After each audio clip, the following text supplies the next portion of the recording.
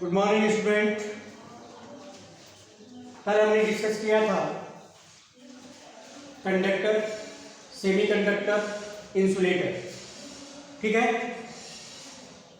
इसमें से कुछ ये इंपॉर्टेंट ऑक्साइड्स हैं जो कुछ तो मेटेलिक कंडक्टर का काम करते हैं, कुछ इंसुलेटर का काम करते हैं, और कुछ सर्टेन ऐसे ऑक्साइड हैं जो एक सर्टेन टेम्परेचर पर मेटेलिक से इंसुलेटर में कन्वर्ट हो जाती है। ठीक है ना? तो जिसमें titanium oxide, chromium dioxide, rhenium trioxide always act as metallic conductor. MnO, FeO, CuO always insulator होते हैं। Vanadium monoxide, vanadium dioxide, vanadium trioxide as well as titanium trioxide change from metallic to insulator at a certain temperature। ठीक है ना? इनको आप लोग थोड़ा सा दिमाग में हमेशा बनाए रखना, ये पूछ लेता है कि मेमोरी बेस्ड क्वेश्चन में आपको पूछा जाएगा, इनको आपको याद रखना पड़ेगा। आज हम डिस्कस करेंगे इलेक्ट्रिकल प्रॉपर्टीज। ठीक है ना? इलेक्ट्रिकल लास्ट आर्टिकल है electrical properties of solid. Electrical properties of solid. ठीक है ना? और इलेक्ट्रिकल तो हो गया था, मैग्नेटिक चलना है। Sorry, magnetic. इलेक्ट्रिकल में तो कल ही हमने बता दिया था magnetic properties of solid. Electrical मैंने बताया था, इलेक्ट्रिकल के आधार पर कंडक्टर था, सेमीकंडक्टर था और इंसुलेटर था। 3 कैटेगरीज में हमने डिवाइड किया था। आज हम पढ़ेंगे मैग्नेटिक प्रॉपर्टीज ऑफ सॉलिड। तो कुछ सब्सटेंस ऐसे होते हैं, पहला ये होता है डाईमैग्नेटिक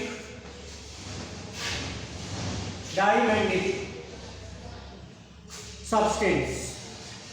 ठीक है ना? Diamagnetic substance.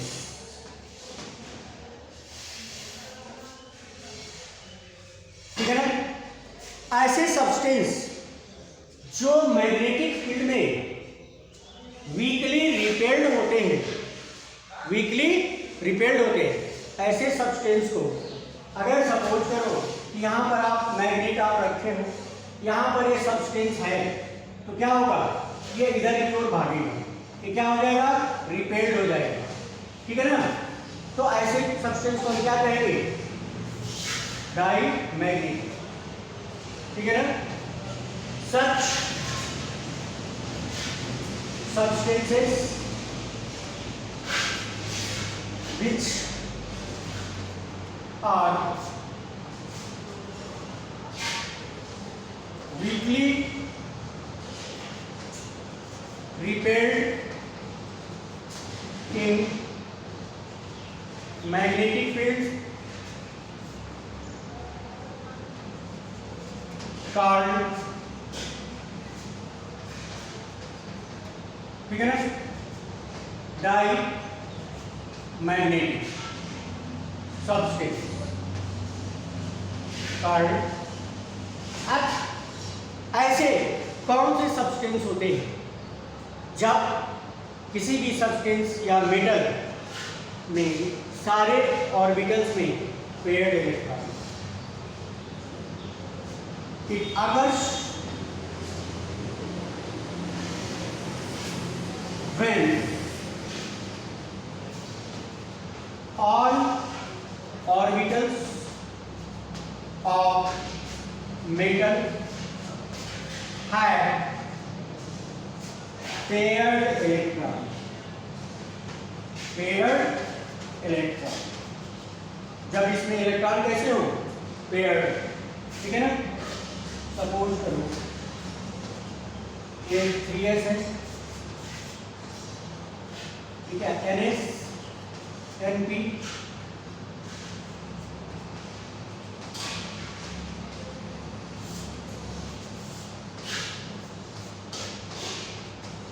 ND, ठीक है ना।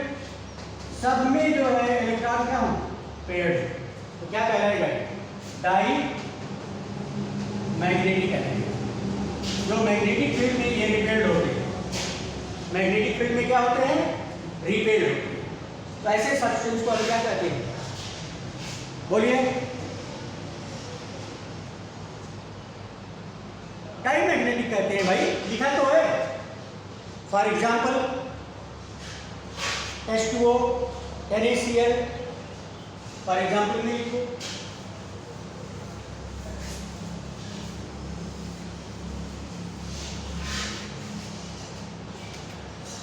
एग्जाम्पल भी आप लोग ध्यान देना।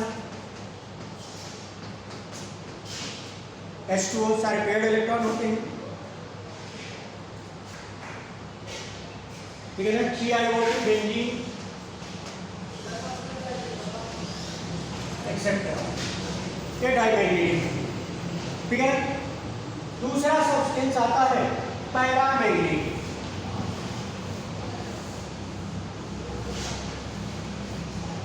दूसरा आता है paramagnetic.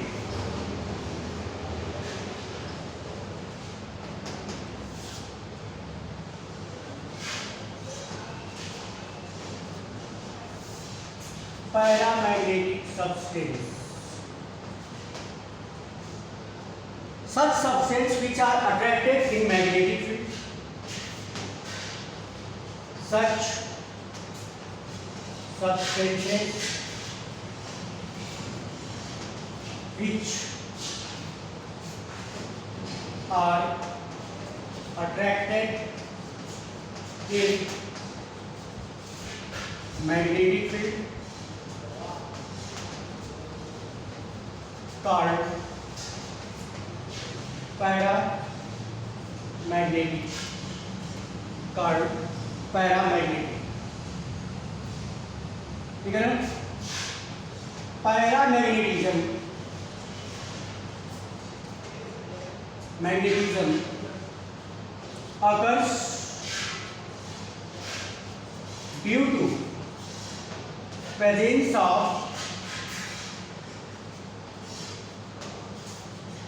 unpaired electron, unpaired electron, जिसमें जितना ज्यादा अनपेयर्ड इलेक्ट्रॉन होगा उतना ही उसमें पैरामैग्नेटिज्म होगा, ठीक है ना। अब आप एग्जांपल देख लीजिए कि ये NS है, ये NP, ये भरेगा, ये तीनों भी भर जाएगा, लेकिन N-1 D है,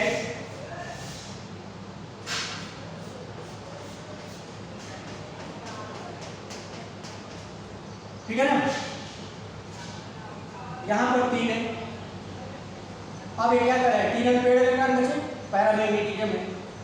दूसरी केस में हमने कर दिया क्या, ये फर्स्ट है और ये सेकेंड है, ठीक है ना। अब आप देखिए ये भरा हुआ है, ये पूरी तरह से पेयर्ड है, क्लियर। अब इसमें कितने अनपेयर्ड इलेक्ट्रॉन है, 3, और इसमें अनपेयर्ड इलेक्ट्रॉन क्या है, 4। तो second is more paramagnetic than first, first के पीछे ज्यादा paramagnetic. Paramagnetic substance magnetic field में क्या होते हैं, अट्रैक्ट होते हैं, ठीक है ना। For example O2 Cu2 positive, Fe3 positive, Cr3 positive, for example O2 Fe3 positive, Cr3 positive, ठीक है ना, Cu2 पॉजिटिव एक्सेप्ट, ये सारे शो करते हैं क्या, पैरामैग्नेटिक। इसके अलावा कुछ और भी सब्सटेंस हैं जो डिफरेंट टाइप के मैग्नेटिक बिहेवियर देते हैं। पहला है फेरोमैग्नेटिक सब्सटेंस, जैसे कि आगे हम लिखते हैं फेरोमैग्नेटिक सब्सटेंस।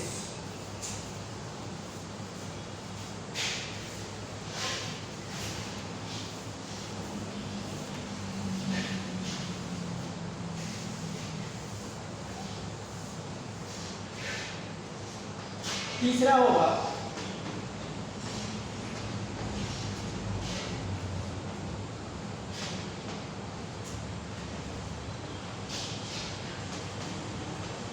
फेरोमैग्नेटिक सब्सटेंस, ऐसा सब्सटेंस जो परमानेंट मैग्नेटिक बिहेवियर शो करता है, यानी एक बार उस सब्सटेंस को मैग्नेटाइज कर दिया जाए तो उसमें मैग्नेटिक की प्रॉपर्टी हमेशा के लिए बनी रहती है, वो कभी खत्म नहीं होती। नॉर्मल मैग्नेट देखते हो, कोई सब्सटेंस को मैग्नेटाइज कर दिया, थोड़ा सा उसे गिरा दिया या बहुत देर तक मैग्नेटिक फील्ड में रख दी दूसरे रीजन से, कुछ देर बाद उसकी जो है क्या मैग्नेटिक प्रॉपर्टी रिड्यूस हो जाती है, खत्म हो जाती है।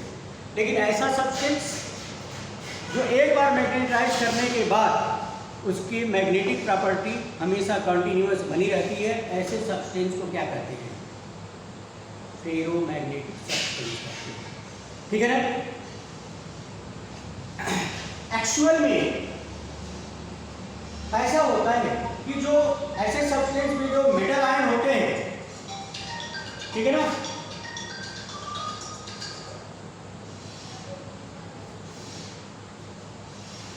जो मेटल आयन होते हैं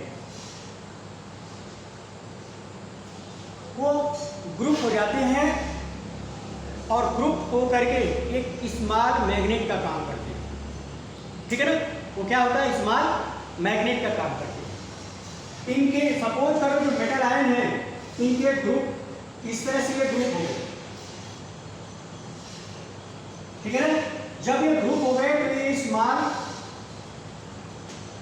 मैग्नेट का काम करते हैं। ठीक है ना? और इस ग्रुप को हम क्या कहते हैं? डोमेन। क्या बोलते हैं? डोमेन बोलते हैं। ठीक है ना? इनको, इस ग्रुप को हम क्या कहेंगे? डोमेन बोलेंगे। जब सारे के सारे डोमेन मैग्नेटिक फील्ड की ओर ओरिएंटेड होते हैं तो ऐसे सब्सटेंस को हम क्या कहते हैं?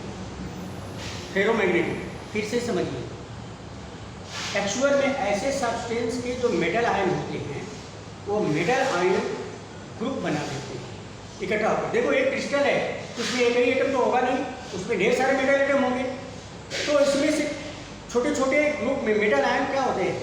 छोटे छोटे ग्रुप में बन जाते हैं और हर ग्रुप को हम क्या कहेंगे? डोमेन कहेंगे। और जब वो डोमेन मैग्नेटिक फील्ड की ओर अट्रैक्ट होते हैं, सारे के सारे डोमेन मैग्नेटिक फील्ड की ओर अट्रैक्ट हो रहे हैं, तब उसे हम क्या कहेंगे? फेरोमैग्नेटिक कहेंगे। आगे बात समझ में? तो डोमेन को हम इस तरह से रिप्रेजेंट करेंगे। डोमेन को हम क्या करेंगे? इस तरह से रिप्रेजेंट करेंगे।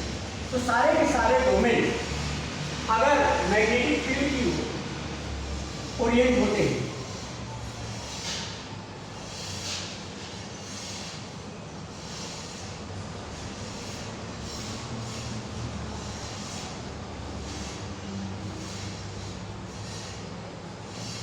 ठीक है ना,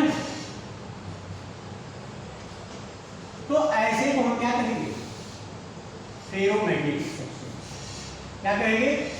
ferromagnetic substance. Ferromagnetic substance permanent, या हम क्या कह सकते हैं? Permanent magnet. इसे हम क्या कहेंगे? परमानेंट मैग्नेट कहेंगे। ठीक है? आगे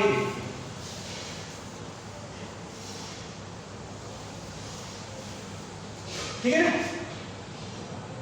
लिखने के लिए लिखेंगे such substance, such substance which shows permanent magnetism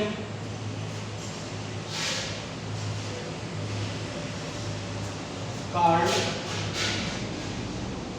ठीक है ना, फेरोमैग्नेटिक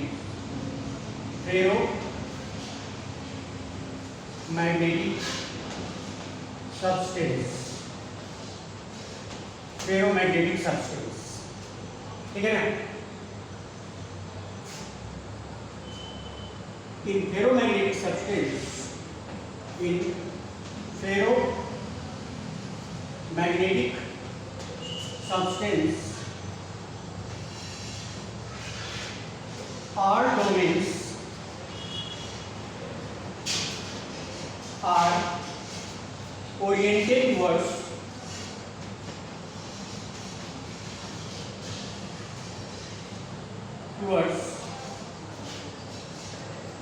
क्या, मैग्नेटिक फील्ड, यानी अट्रैक्ट होते हैं ना मैग्नेटिक फील्ड, इसे हम कहेंगे।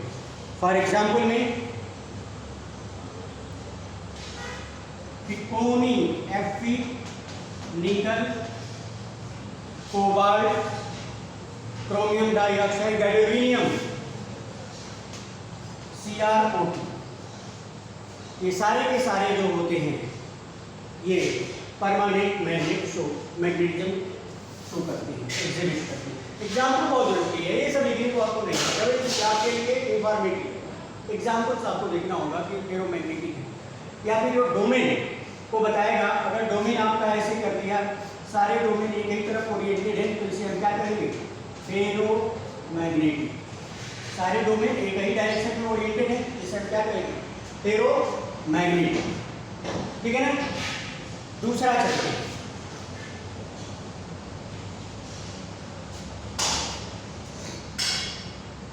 Anti ferromagnetic substance, anti ferromagnetic substance,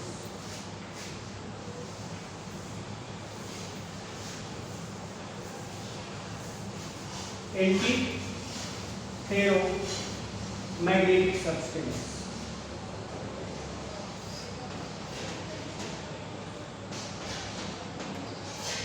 anti ferromagnetic substance.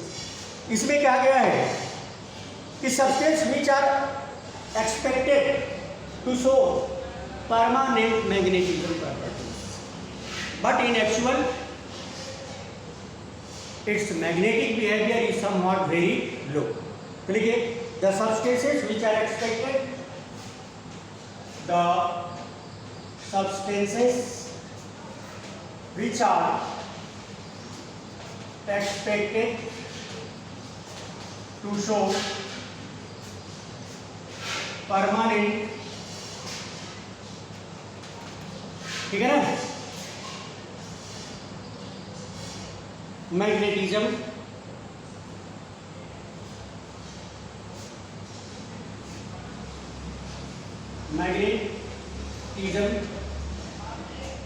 on the behavior of,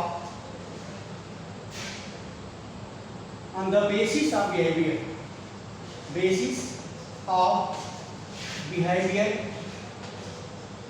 of magnetic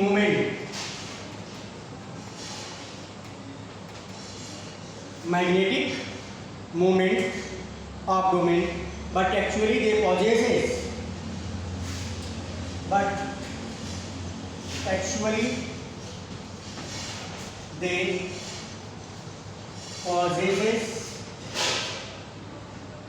zero magnetism, called antiferromagnetic field.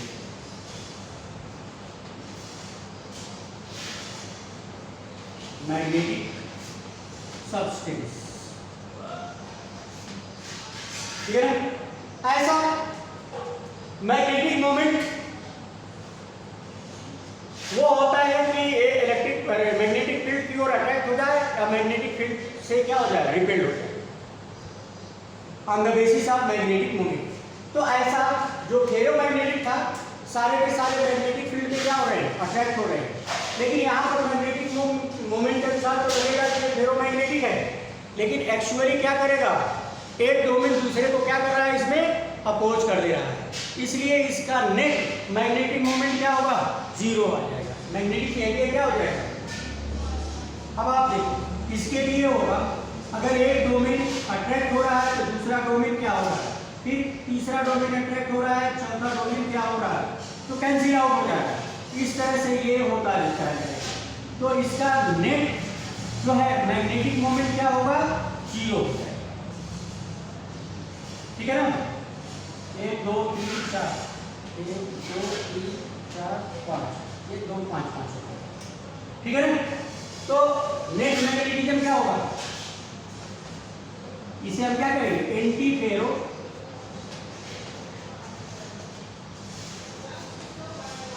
Magnetic substance. एक डोमेन दूसरे को क्या करेंगे, कैंसिल आउट कर देते हैं, सिंपल से इतना जान लीजिए। तो ऐसे को हम क्या कहेंगे, एंटी फेरो मैग्नेटिज्म। ठीक है ना। फॉर एग्जांपल MnO बहुत हिट लिस्ट में आता है, एंटी फेरो, ठीक है ना। For example manganese monoxide, MnO the best example of anti ferro magnetism. ठीक है ना। अगला है फेरी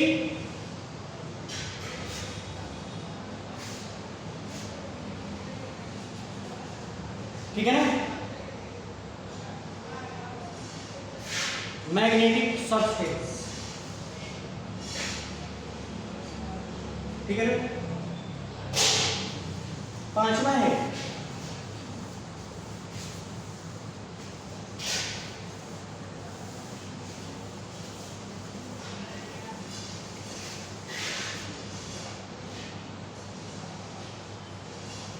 इसको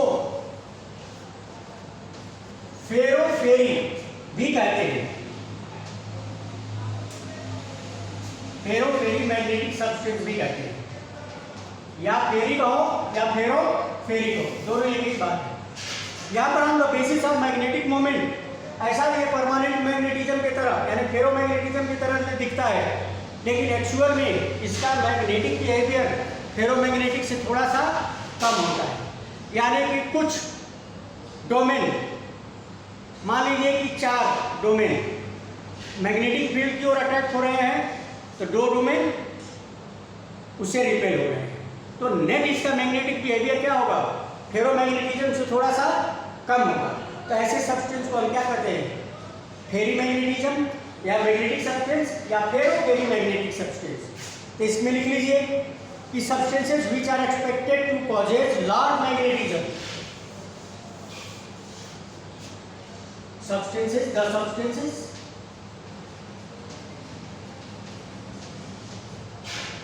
which are expected to show large magnetism, ठीक है ना, on the basis of magnetic moment of domain, on the basis of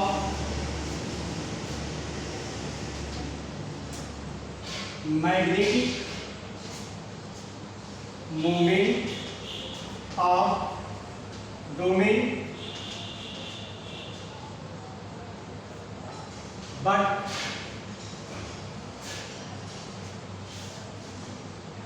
actually have a small net magnetic moment, actually have small magnetic moment।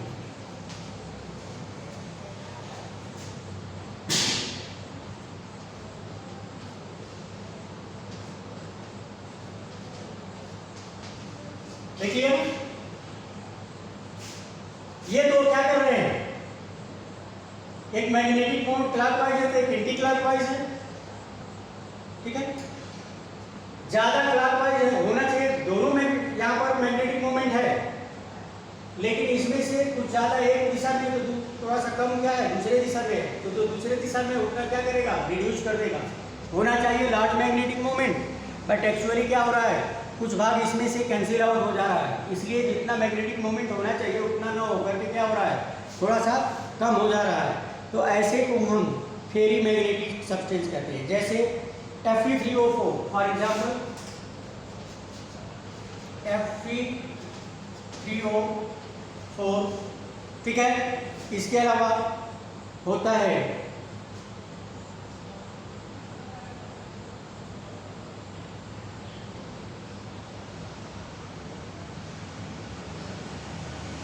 M2 plus के। अब M2 plus में आपको हो सकता है Mg है, कॉपर है, जिंक, ये हो सकता है ऑक्साइड, Mg, कॉपर, जिंक के ऑक्साइड हो सकते हैं, इनके जो ऑक्साइड होते हैं वो बनाते हैं। क्लियर है?